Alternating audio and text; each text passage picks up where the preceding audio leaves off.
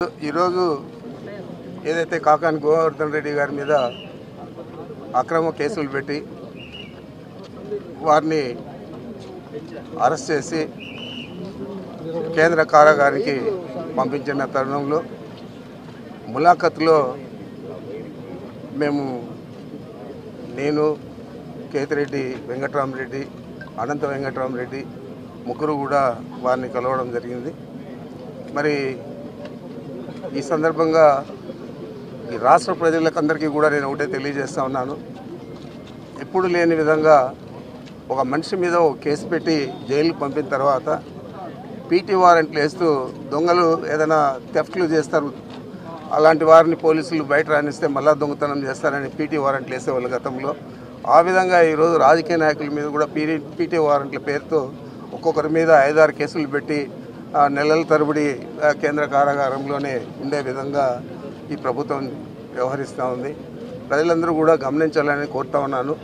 ఇలాంటి పరిస్థితులు గతంలో ఎప్పుడైనా నెలకొన్నాయా ఒకసారి మీరందరూ కూడా ఆలోచన చేయాలా. ఎందుకంటే నేను దాదాపు 10 ఎన్నికలు చేశాను, 7 సార్లు ఎమ్మెల్యేగా ఉన్నాను. ఎప్పుడు కూడా చూడలేదు, ఏ ముఖ్యమంత్రి కూడా ఈ మాదిరి వ్యవహారం చేస్తుంది నేను చూడలేదు.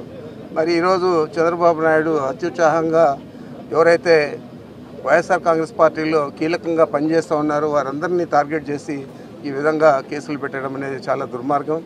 తప్పకుండా దీనికి ప్రతిఫలం తప్పనిసరిగా మీరు కూడా అనుభవిస్తారని చెప్పి నేను తెలుగుదేశం పార్టీ నాయకులను ముఖ్యంగా చంద్రబాబు నాయుడికి తెలియజేస్తూ ఉన్నాను.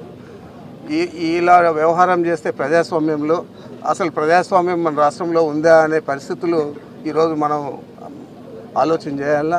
మరి ప్రజాస్వామ్యబద్ధంగా ప్రజాస్వామ్య ప్రభుత్వాన్ని నడపాల్సింది పోనిచ్చి కొంతమందిని వ్యక్తులను టార్గెట్ చేసి ఈ విధంగా కేసులు పెట్టడం అనేది చాలా దుర్మార్గం, దురదృష్టకరం.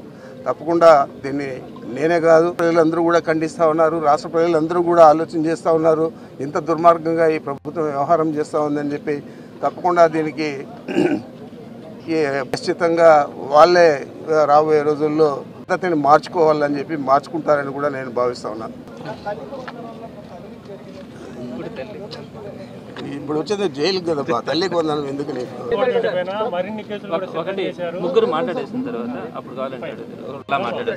ఈరోజు కాకాని గోవర్ధన్ రెడ్డి అని అక్రమ నిర్బంధించడం జరిగింది. ఆయన్ను చూసి ఆయన ఎందుకు ఈ విధంగా అంటే పెట్టిన మరిన్ని కేసులు కూడా ఈ విధంగా దొంగ పెడుతున్నారు. ఒక కొత్త సాంప్రదాయాన్ని ఈరోజు ఆంధ్రప్రదేశ్ రాష్ట్రంలో మామూలుగా మేమేదన్నా ఆవేశపడతా అంటే ఎందుకు లేరామో ఆగండి ఊరికి ఇవన్నీ పోతా అంటే ఇవన్నీ అని అనేవాళ్ళు. ఈరోజు అట్లాంటి వాళ్ళు కూడా లేదు, ఇది ఒక కొత్త సాంప్రదాయము, ఇబ్బంది పెట్టే వాతావరణం అనేది ఒక రివర్స్లో వస్తుంది అనే ఒక భయాందోళకమైన పరిస్థితిని చూస్తున్నాము.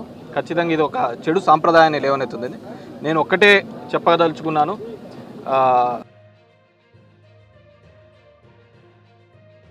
కేసులు ఇవన్నీ 4 ఏళ్ళు మాకు తప్పవు. నేను కోరుకునేది ఏంటంటే మీరు ఎట్లాగో బడులు హాస్పిటళ్ళు రిపేర్లు చేపిలేరు, నీట్గా చేపిలేరు.